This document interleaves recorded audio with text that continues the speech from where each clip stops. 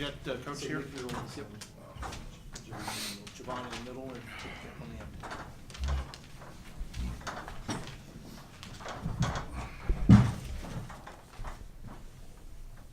All right, we have UTSA head coach Steve Henson and student athletes Javon Jackson and Nick Allen, and we'll begin with an opening statement from Coach. Kind of a tale of two halves there. Early on, we had some good things going. Obviously, Javon got hot early. That helped. We were guarding early, fighting, but they exerted their will on us. Crushed us on the boards the entire time. Drove it. Just out physicaled us.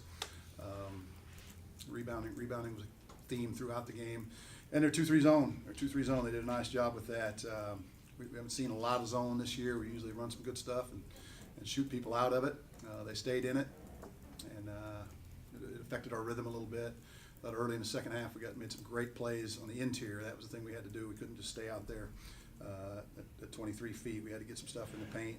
Giovanni drove it down in there a couple times. Byron got a floater down in there, but still had a big impact on the game. So they made the plays they needed to in the second half, and we couldn't respond.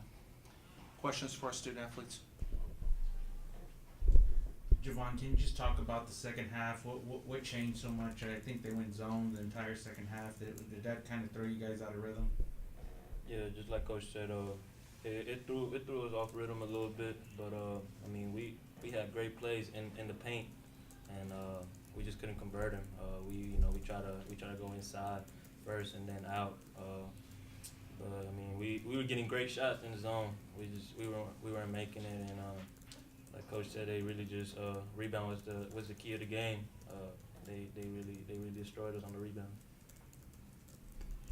Javon, I know this feels sour right now, but what does it mean to get back out there and play in the Conference USA tournament? I know you didn't have that opportunity last year with the injury. I mean, I was waiting for them. We were all waiting for this moment since last year ended.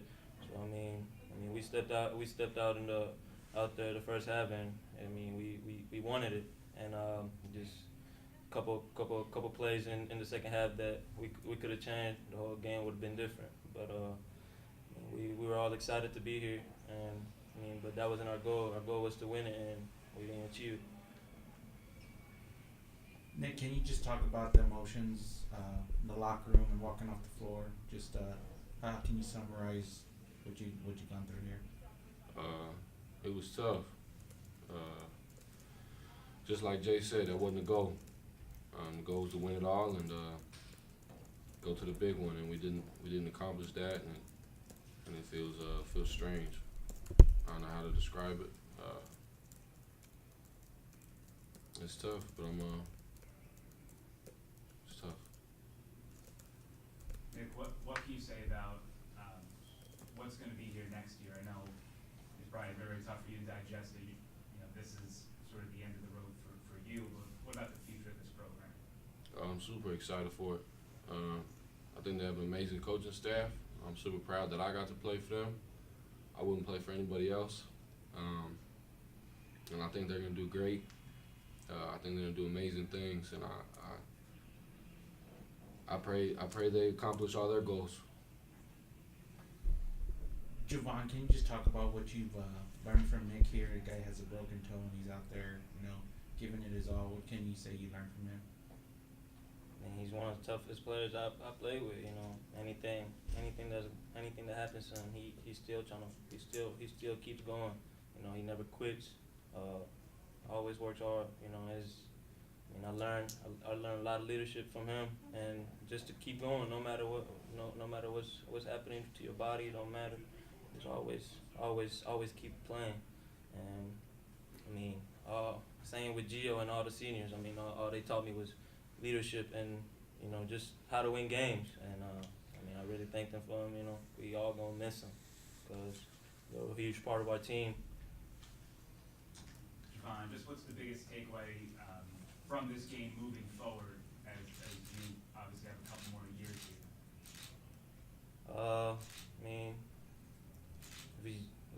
Probably just at the end of this. Just really don't. Just keep playing hard. Honestly, we got all the tools we need, and we just gotta finish games. That's one thing that we probably didn't do the rest of the year.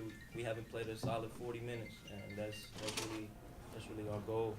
Just play hard and good for 40 minutes.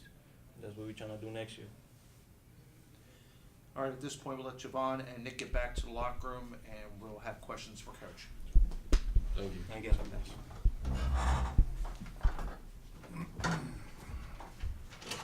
Steve, there was a significant free throw disparity in the game. Can you explain that? Pretty simple, yeah. They were just much more aggressive.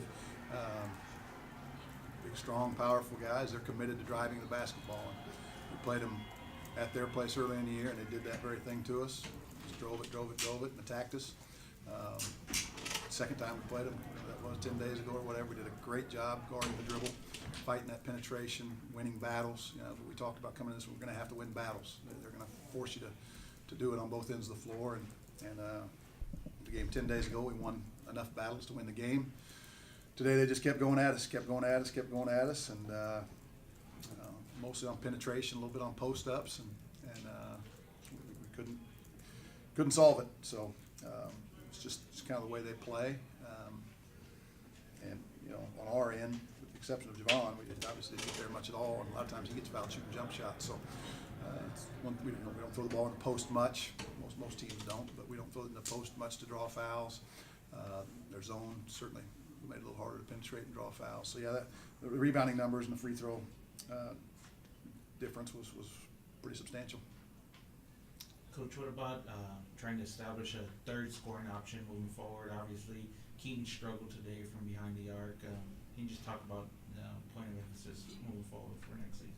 Yeah, for sure. I mean, we got some guys that I think are underappreciated with all the things they do, but honestly, we got some guys that are terrific players that just don't score the ball much. And we've got to get guys more comfortable making plays. It's been interesting. It's been a frustrating season in some regards with our offense, and yet, you know, the numbers, I haven't looked lately, but the numbers 2 or 3 weeks ago, we were the best offensive team in the league. You know, certainly we're leading the league in scoring, and but I didn't think we reached our potential, to be honest with you, on that end. I think we were close to reaching our potential defensively. Most nights we fought pretty hard. But I think there's room for growth. Obviously we're talking about next year. Then there'll be some new faces in there. But yeah, we can't just rely on Keaton and Javon. That was part of the deal. First half we had the lead, but a lot of that was just because Javon was special. You know, really special. It wasn't like we were getting terrific shots.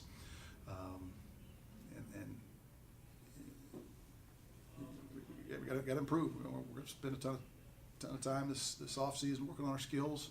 Last summer we tried to bulk up a little bit, and we did in some regards. You know, certain guys look a lot better than they did a year ago, and that helped us. We're going to keep working on our skill level. Tons of skill work this year, skill development, and then we'll, you know, obviously recruiting factors into that as well. But love that group. You know, we talk about the progress we've made this year. You know, didn't really want to sit in there and talk to the guys much about the progress we've made in 3 years. Although we did thank that first recruiting class, because their response to that loss is what it should be. You know, they're in tears.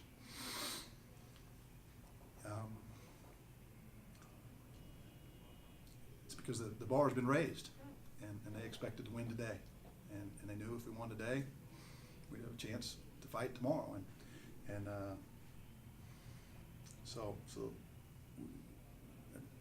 we did talk about the progress we made since the beginning of the year. You know, those guys got better and better, and this league is good. You know, this league is good. If you're average on any given night, you're not going to win. And we weren't really good tonight. That's what we did today. We said we got to be really good to have a chance to win, and we weren't, and they were. And they've got some terrific wins. The difference between some of these teams is so tiny that you see why it's been a fun year for the league, I guess.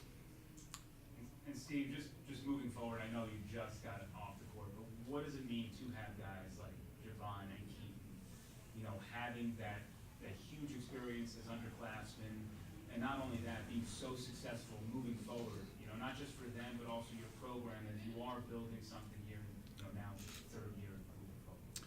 Yeah, I mean, Keaton and Javon are people are going to talk about them all around the country, and rightfully so. I mean, they're special players, and they've invested. You know, you can't do the things that those two do without putting in a lot of time, and they do that. Their approach is a little different, right? They're two totally different personalities. But they're very, very good friends. They pull for each other. They shoot a lot of shots together, and they'll continue to do that. And they've, we thanked the first recruiting class, which is Giovanni and Byron and Mitar, because they helped us establish our identity, how we were going to conduct ourselves, how we were going to defend, how we were going to walk around campus, what we were going to do in the classroom. Javon and Keaton have added a high level of expectation. They're gym rats. They're basketball guys. They're basketball junkies. They expect to be great, and I'm glad that our expectations have gone from just people patting us on the back when we played okay to people being disappointed right now.